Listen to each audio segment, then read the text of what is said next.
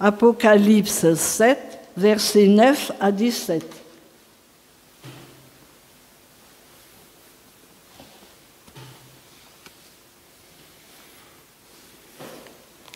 Après cela, je regardais et je vis une foule immense que personne ne pouvait compter.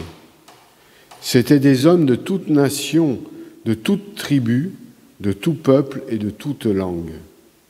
Ils se tenaient debout devant le trône et devant l'agneau, habillés de robes blanches, des feuilles de palmier à la main. Et ils criaient d'une voix forte : « Le salut est à notre Dieu qui est assis sur le trône et à l'agneau. »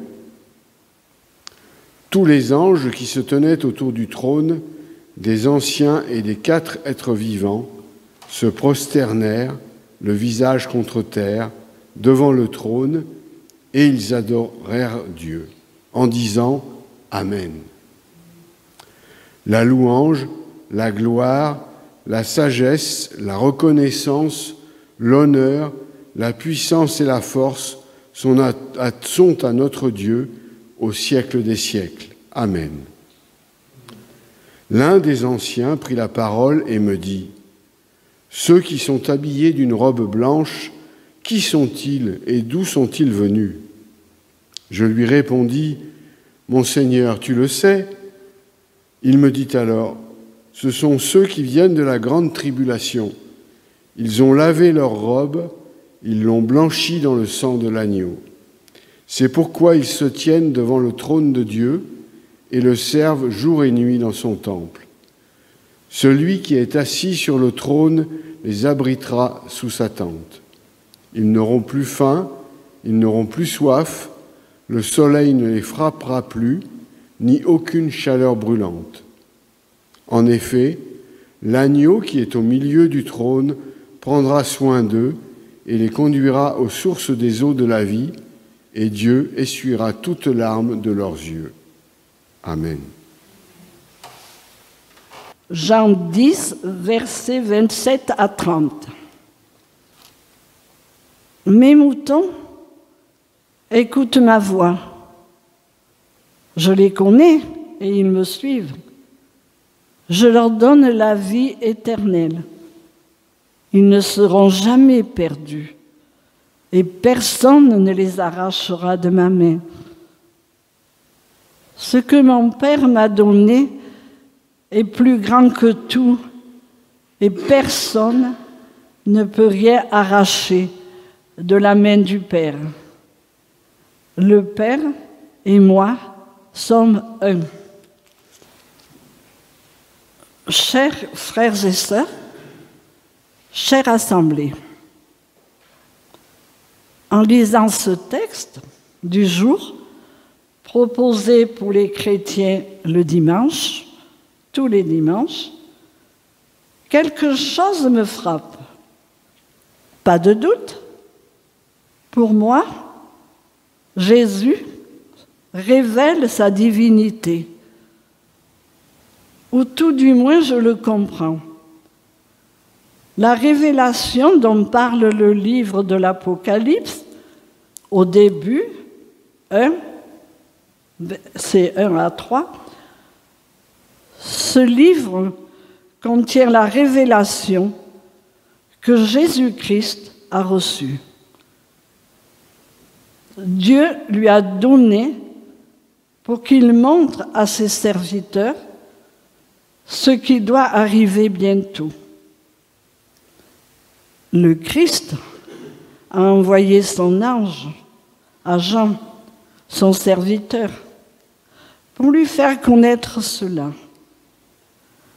Jean est témoin que tout ce qu'il a vu est parole de Dieu et vérité, révélée par Jésus-Christ. Heureux celui qui lit ce livre,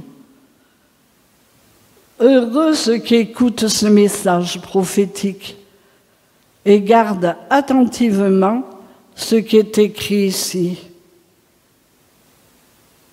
Car le moment où tout cela doit arriver est proche.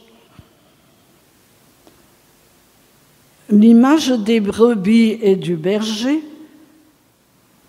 nous la retrouvons dans plusieurs passages de la Bible. Et nous pouvons l'actualiser à notre époque. Elle nous parle. Elle est extraordinaire. Jésus est responsable d'un troupeau de brebis.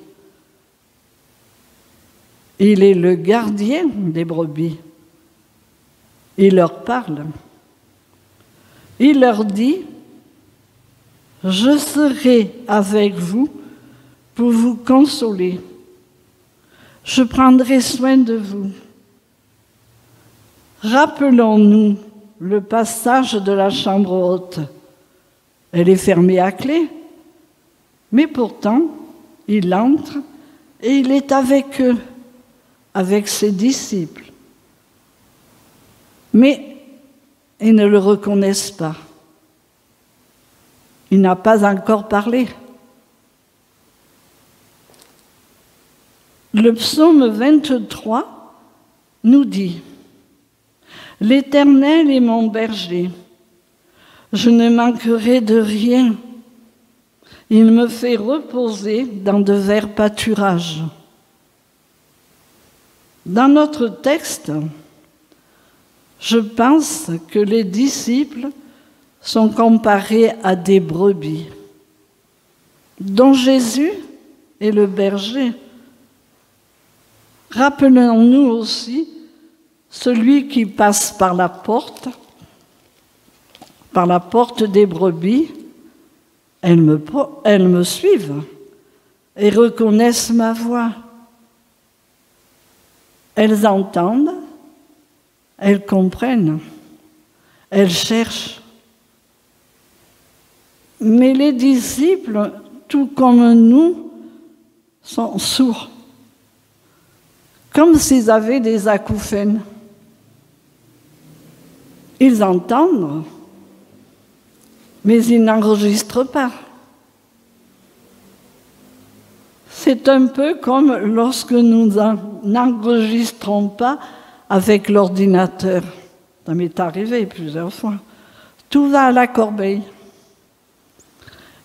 Les disciples sont trop occupés par leurs soucis, l'anxiété, le chacun pour soi, l'égoïsme. Ils se sont égarés. Ils sont perdus.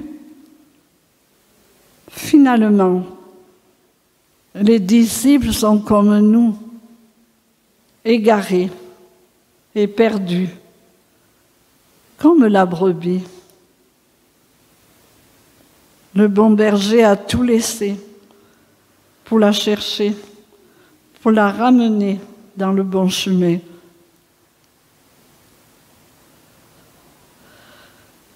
Il a abandonné les autres. Mais après plusieurs tentatives, avec beaucoup de patience, de compassion, de persévérance et d'amour, il a ramené dans la bergerie. Ça, c'est beau. Comme elle est contente et reconnaissante. D'ailleurs, Jésus raconte que le berger va organiser une fête avec ses amis pour son retour. Dans notre vie, reconnaissons que nous avons besoin de Jésus. Il est celui qui nous donne le pardon, la vie éternelle. Il faut le respecter, l'aimer. Il est le Fils de Dieu, le Fils unique, qui n'a pas hésité devant l'épreuve de la croix pour qu'il nous sauve et pour qu'en croyant, nous ayons la foi en lui. Par là, il nous commande de nous aimer les uns les autres, comme il nous a aimés. Il nous ouvre un présent d'espérance. Reconnaissons-le.